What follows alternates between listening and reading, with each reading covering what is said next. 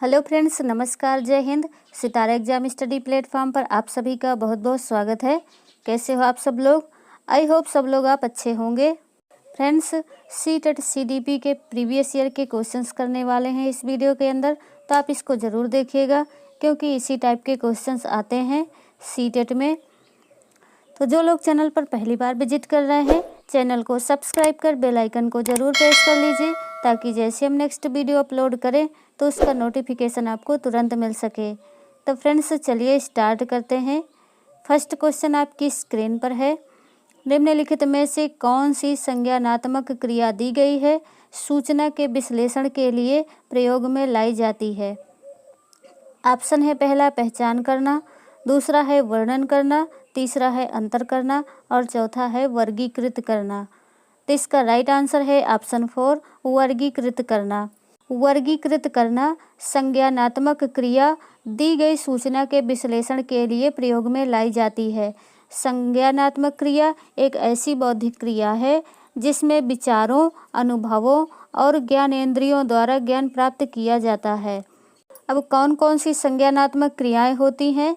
तो निर्णय करना, वर्णन करना, तुलना करना, वर्गीकरण करना आदि संज्ञानात्मक क्रियाएं हैं। नेक्स्ट क्वेश्चन है क्वेश्चन नंबर 2। राजेश अतिलोलुप पाठक है। वह अपने कोर्स की पुस्तक पढ़ने के अतिरिक्त प्रायः पुस्तकालय जाता है और भिन्न प्रकरणों पर पुस्तक पढ़ता है। इतना ही नहीं, राजेश भोजन अवकाश में अपने परियोजना कार्य करता है।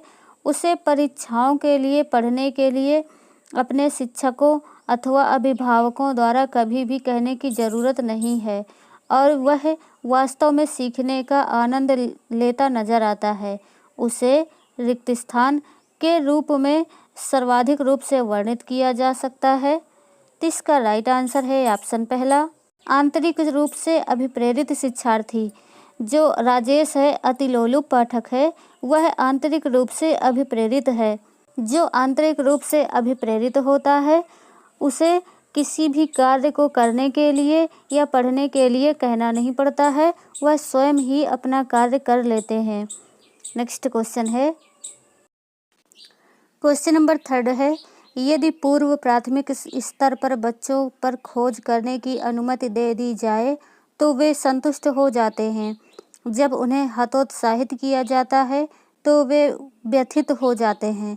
वे ऐसा रिक्त स्थान की उनकी अभिप्रेरणा के कारण करते हैं। तो इसका राइट आंसर है ऑप्शन दूसरा अपनी उपेक्षा को कम करने। यदि पूर्व प्राथमिक स्तर पर बच्चों पर खोज करने की अनुमति दे दी जाए तो वे संतुष्ट हो जाते हैं। जब उन्हें हतोत्साहित किया जाता है तो वे व्यथित हो जाते हैं। वे ऐसा अपनी उपेक्षा को कम करने की अभिप्रेरणा के कारण करते हैं। नेक्स्ट क्वेश्चन है क्वेश्चन नंबर 4। मानव बुद्धि एवं विकास की समझ शिक्षक को के योग्य बनाती है। तो इसका राइट आंसर है ऑप्शन तीसरा विविध शिक्षार्थियों के शिक्षण के बारे में स्पष्टता। मानव बुद्धि एवं विकास की समझ शिक्षक को विविध शिक्षार्थियों के शिक्षण के बारे में स्पष्टता के योग्य बनाती है। अतः मानव बुद्धि व विकास के आधार पर ही एक शिक्षक किसी छात्र के बौद्धिक स्तर पर आकलन करता है। नेक्स्ट क्वेश्चन है क्वेश्चन नंबर 5। निम्नलिखित में से कौन सा सत्य है? इसमें सत्य बताना है। तो इसका राइट आंसर है ऑप्शन 4 खेलना संज्ञान और सामाजिक दक्षता के लिए सार्थक है। ये कथन सत्य है। संज्ञानात्मक विकास जन्म से लेकर युवा होने तक निरंतर चलने वाली प्रक्रिया है जिसमें बालक धीरे धीरे संज्ञानात्मक विकास की निम्न अवस्था से उच्च अवस्था की ओर बढ़ता है। साथ ही साथ खेलने से बालक में सहयोगात्मक एवं प्रतिस्पर्धात्मक भावना का भी विकास होता है। नेक्स्ट क्वेश्चन है क्वेश्चन नंबर 6। बच्चों के विकास में आनुवंशिकता और वातावरण की भूमिका के बारे में निम्नलिखित में से कौन सा सत्य है? तो इसका राइट आंसर है ऑप्शन दूसरा समवयस्कों और पितृक का सापेक्ष योगदान योगात्मक नहीं होता है। बच्चे के विकास में आनुवंशिकता और वातावरण की भूमिका रहती है क्योंकि बच्चे के विकास में बच्चे का आनुवांशिक गुण तथा उसके चारों ओर के वातावरण पर निर्भर करती है, लेकिन समवयस्कों और पितरैक यानी जो जीन्स होते हैं उसके सापेक्ष योगदान की आवश्यकता नहीं होती है। नेक्स्ट क्वेश्चन है क्वेश्चन नंबर 7, सामाजीकरण है। तो इसका राइट आंसर है ऑप्शन 4, समाज के मानदंडों के साथ अनुकूलन। जो सामाजीकरण है वह है समाज के मानदंडों के साथ अनुकूलन करना। सामाजीकरण वह प्रविधि है जिसके द्वारा संस्कृति को एक पीढ़ी से दूसरी पीढ़ी तक हस्तांतरित किया जाता है। इसके माध्यम से मानव अपने समूह एवं समाज के मूल्यों, रीति रिवाजों, लोकाचारों, आदर्शों एवं सामाजिक उद्देश्यों को सीखता है। नेक्स्ट क्वेश्चन है क्वेश्चन नंबर 8, एक पीटी यानी खेल शिक्षक क्रिकेट के खेल में अपने शिक्षार्थियों के क्षेत्र रक्षण को सुधारना चाहता है। निम्नलिखित में से कौन सी युक्ति शिक्षार्थियों को अपना लक्ष्य प्राप्त करने में सर्वाधिक सहायक है? तो इसका राइट आंसर है ऑप्शन पहला, शिक्षार्थियों को क्षेत्र रक्षण का अधिक अभ्यास करवाना। एक पीटी यानी खेल शिक्षक क्रिकेट के खेल में अपने शिक्षार्थियों के क्षेत्र रक्षण को सुधारने के लिए वह निरंतर शिक्षार्थियों को क्षेत्र रक्षण का अधिक अभ्यास कराए तथा बाद में उनका परीक्षण भी ले, ताकि अभ्यास के दौरान कोई कमी रह गई हो तो वह परीक्षण में पता चल जाए और उसे सुधारा भी जा सके। ऐसा करने से उसे अपना लक्ष्य पाने में सहजता होगी। नेक्स्ट क्वेश्चन है क्वेश्चन नंबर 9, एक शिक्षिका अपने शिक्षार्थियों की इस रूप में मदद करना चाहती है कि वे एक स्थिति की अनेक दृष्टिकोण से सराहना कर सके। वह विभिन्न समूहों में एक स्थिति पर वाद विवाद करने के अनेक अवसर उपलब्ध कराती है। वाइगोत्स्की के परिप्रेक्ष्य के अनुसार उसके शिक्षार्थी विभिन्न दृष्टिकोणों को करेंगे और अपने तरीके से उस स्थिति के अनेक परिप्रेक्ष्य विकसित करेंगे। ऑप्शन पहला है तर्कसंगत, दूसरा है आत्मसात, तीसरा है निर्माण या चौथा है संक्रियाकरण। तो इसका राइट आंसर है ऑप्शन दूसरा, आत्मसात करेंगे। वाइगोत्स्की के परिप्रेक्ष्य के अनुसार उसके शिक्षार्थी विभिन्न दृष्टिकोणों को करेंगे और अपने तरीके उस स्थिति के अनेक परिप्रेक्ष्य विकसित करेंगे, तो यह प्रक्रिया आत्मसातन के अंतर्गत आती है। नेक्स्ट क्वेश्चन है क्वेश्चन नंबर 10, सीता ने हाथ से दाल और चावल खाना सीख लिया है। जब उसे दाल और चावल दिया जाता है तो वह दाल चावल मिलाकर खाने लगती है। उसने चीज़ों को करने के लिए अपने स्कीमा में दाल और चावल खाने को कर लिया है। क्या कर लिया है? समायोजित, अंगीकार, अनुकूलित या समुचितता। तो अनुकूलित कर लिया है। ऑप्शन तीसरा राइट आंसर है। नेक्स्ट है क्वेश्चन नंबर 11, खालिस्तान के अतिरिक्त बुद्धि के निम्नलिखित पक्षों को स्टर्नबर्ग के त्रितंत्र सिद्धांत से संबोधित किया गया है। सामाजिक, संदर्भगत, अवयवभूत या आनुभविक। तो इसका राइट आंसर है ऑप्शन पहला, सामाजिक। नेक्स्ट क्वेश्चन है क्वेश्चन नंबर 12, हावर्ड गार्डनर का बुद्धि का सिद्धांत पर बल देता है। किस पर देता है?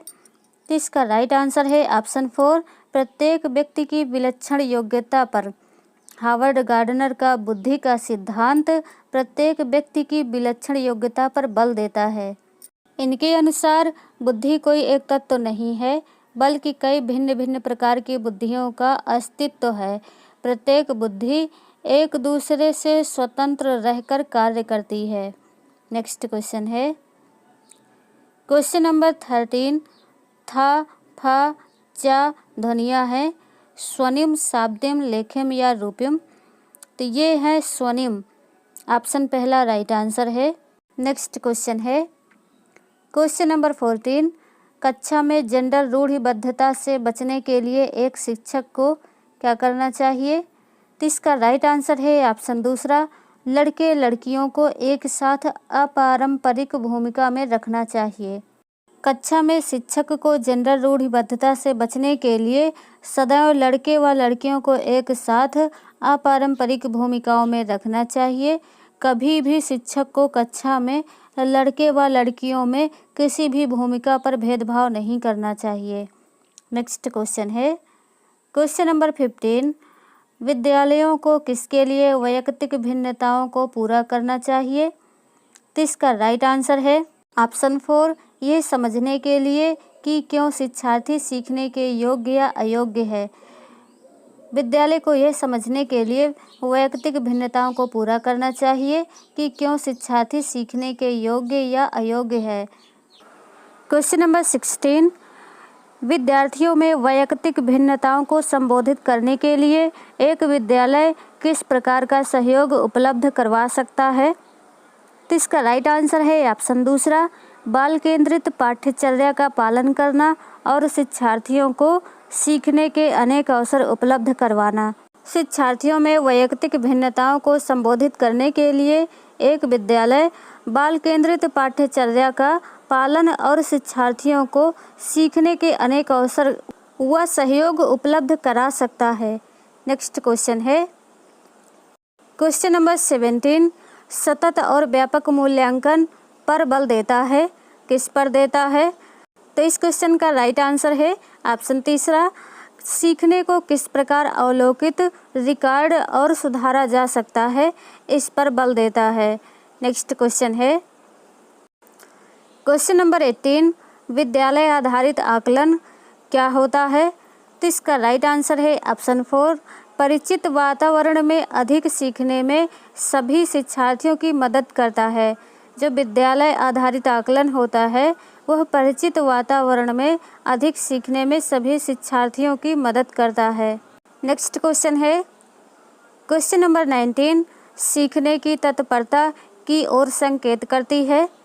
तो इसका राइट आंसर है ऑप्शन तीसरा, सीखने के साथ सातत्यक और शिक्षार्थियों का वर्तमान संज्ञानात्मक स्तर। सीखने की तत्परता सीखने के साथ सातत्यक और शिक्षार्थियों का वर्तमान संज्ञानात्मक स्तर की ओर संकेत करती है। नेक्स्ट क्वेश्चन है, एक शिक्षिका की कक्षा में कुछ शारीरिक विकलांगता वाले बच्चे हैं, निम्नलिखित में से उसके लिए क्या कहना सबसे उचित होगा? तो इस क्वेश्चन का राइट आंसर है ऑप्शन तीसरा, शारीरिक रूप से असुविधाग्रस्त बच्चे कक्षा में ही कोई वैकल्पिक गतिविधि कर सकते हैं। एक शिक्षिका की कक्षा में कुछ शारीरिक विकलांग वाले बच्चे हैं, शिक्षिका उनके लिए कह सकती है कि शारीरिक रूप से असुविधाग्रस्त बच्चे कक्षा में ही कोई वैकल्पिक गतिविधि कर सकते हैं। नेक्स्ट क्वेश्चन है क्वेश्चन नंबर 21, रिक्त स्थान के अतिरिक्त निम्नलिखित सभी के कारण अधिगम अक्षमता उत्पन्न हो सकती है। सांस्कृतिक कारक, संवेगात्मक विघ्न, सेरेब्रल डिसफंक्शन, व्यवहारगत विघ्न। तो इसका राइट आंसर है ऑप्शन पहला, सांस्कृतिक कारक। सांस्कृतिक कारक के अतिरिक्त सभी के कारण, निम्नलिखित जो सभी हैं उनके कारण अधिगम अक्षमता उत्पन्न हो सकती हैं। अधिगम अक्षमता का अर्थ ऐसे बालकों से है जो प्रायः अत्यधिक चिंतित तथा मूढ़ी स्वभाव के होते हैं। सांस्कृतिक कारक के अतिरिक्त उपर्युक्त सभी कारणों से अधिगम अक्षमता उत्पन्न हो सकती है, यानी संवेगात्मक विघ्न से, सेरेब्रल डिसफंक्शन से और व्यवहारगत विघ्न से अधिगम अक्षमता उत्पन्न हो सकती है। नेक्स्ट क्वेश्चन है क्वेश्चन नंबर 22, एक समावेशी विद्यालय। तो इसका राइट आंसर है ऑप्शन दूसरा, शिक्षार्थियों की क्षमताओं की परवाह किए बिना सभी के अधिगम परिणाम को सुधारने के लिए प्रतिबद्ध होता है। एक समावेशी विद्यालय शिक्षार्थियों की क्षमताओं की परवाह किए बिना सभी के अधिगम परिणाम को सुधारने के लिए प्रतिबद्ध होता है। एक समावेशी विद्यालय किसी शिक्षार्थियों की क्षमताओं को नहीं देखता, बल्कि विद्यालय में कक्षा के सभी शिक्षार्थियों की क्षमता को ध्यान में रखते हुए अपने अधिगम परिणामों को सुधारने का प्रयत्न करता है। नेक्स्ट क्वेश्चन है क्वेश्चन नंबर 23, प्रतिभाशाली विद्यार्थी को, इसका राइट आंसर है आपका ऑप्शन तीसरा, ऐसे सहयोग की आवश्यकता होती है जो सामान्यतः विद्यालय द्वारा उपलब्ध नहीं कराए जाते। प्रतिभाशाली शिक्षार्थी को ऐसे सहयोग की आवश्यकता होती है जो सामान्यतः विद्यालय द्वारा उपलब्ध नहीं कराए जाते। अब कैसे सहयोग? जैसे कि उस शिक्षार्थी को विषयों के अतिरिक्त अन्य क्षेत्र में रुचि है, जैसे संगीत में, खेल में, हस्तकला में। ऐसे में शिक्षार्थी को विद्यालय के अतिरिक्त सहयोग की आवश्यकता होती है जो प्रतिभाशाली शिक्षार्थी को विद्यालय उपलब्ध नहीं करा पाता। नेक्स्ट क्वेश्चन है क्वेश्चन नंबर 24। रिक्त स्थान के कारण प्रतिभाशालीता होती है। मनोसामाजिक कारकों के, आनुवंशिक रचना के, वातावरण अभिप्रेरणा के, या बी और सी का संयोजन। तो इसका राइट आंसर है ऑप्शन 4, बी और सी का संयोजन, यानी आनुवंशिक रचना और वातावरणीय अभिप्रेरणा के कारण प्रतिभाशालीता होती है। किसी भी शिक्षार्थी का प्रतिभाशाली होना सामान्यतः उसके आनुवंशिक रचना तथा वातावरणीय रचना पर निर्भर करता है। नेक्स्ट क्वेश्चन है क्वेश्चन नंबर 25। बच्चों में सीखने और सुनने के लिए अधिगम योग्य वातावरण के लिए निम्नलिखित में से कौन सा उपयुक्त है? तो इसका राइट आंसर है ऑप्शन पहला, शिक्षार्थियों को कुछ यह छूट देना कि क्या सीखना है और कैसे सीखना है। अधिगम योग्य वातावरण में सबसे उपयुक्त है कि शिक्षार्थी पूर्ण रूप से स्वतंत्र हों। वह क्या सीखना चाहता है और किसमें उसकी रुचि है, ताकि वह बिना किसी परेशानी के सीख सके और कर सके। नेक्स्ट क्वेश्चन है क्वेश्चन नंबर 26। गतिक कौशलों में अधिगम निर्योग्यता कहलाती है। डिस्फेसिया, डिस्कैलकुलिया, डिस्प्रेक्सिया या डिसलेक्सिया। तो इसका राइट आंसर है ऑप्शन तीसरा, डिस्प्रेक्सिया। डिस्प्रेक्सिया गतिक कौशलों में अधिगम निर्योग्यता कहलाती है। डिस्प्रेक्सिया एक विकार है। इसमें बच्चे गति एवं समय में सामंजस्य स्थापित नहीं कर पाते। जैसे कोई बच्चा अगर क्रिकेट खेल रहा है तो वह अपनी और तेजी से आती हुई गेंद को नहीं पकड़ पाता, क्योंकि डिस्प्रेक्सिया विकार के कारण बच्चा गति और समय में सामंजस्य स्थापित नहीं कर पा रहा है। नेक्स्ट क्वेश्चन है क्वेश्चन नंबर 27। अधिगम निर्योग्यता क्या होती है? तो इसका राइट आंसर है ऑप्शन तीसरा, यह एक चर अवस्था है। अधिगम निर्योग्यता से तात्पर्य उन विकारों के समूह से है जिनके कारण किसी व्यक्ति में सीखने, पढ़ने, लिखने और बोलने, तर्क करने तथा गणित के प्रश्न हल करने आदि में कठिनाई होती है। इसलिए अधिगम निर्योग्यता एक चर अवस्था है। नेक्स्ट क्वेश्चन है क्वेश्चन नंबर 28। रिक्त स्थान के अतिरिक्त निम्नलिखित समस्या समाधान की प्रक्रिया के चरण है। ऑप्शन है पहला, परिणामों की आशा करना, दूसरा है समस्या की पहचान, तीसरा है समस्या का छोटे हिस्सों में बांटना और चौथा है संभावित युक्तियों को खोजना। तो इसका राइट आंसर है ऑप्शन पहला, परिणामों की आशा करना। परिणामों की आशा करना के अतिरिक्त निम्नलिखित समस्या समाधान की प्रक्रिया के चरण हैं, यानी जो ये तीनों चरण है, समस्या की पहचान, समस्या का छोटे हिस्सों में बांटना और संभावित युक्तियों को खोजना, ये सभी समस्या समाधान की प्रक्रिया के चरण हैं। परिणामों की आशा करना यह समस्या समाधान की प्रक्रिया का चरण नहीं है। नेक्स्ट क्वेश्चन है क्वेश्चन नंबर 29।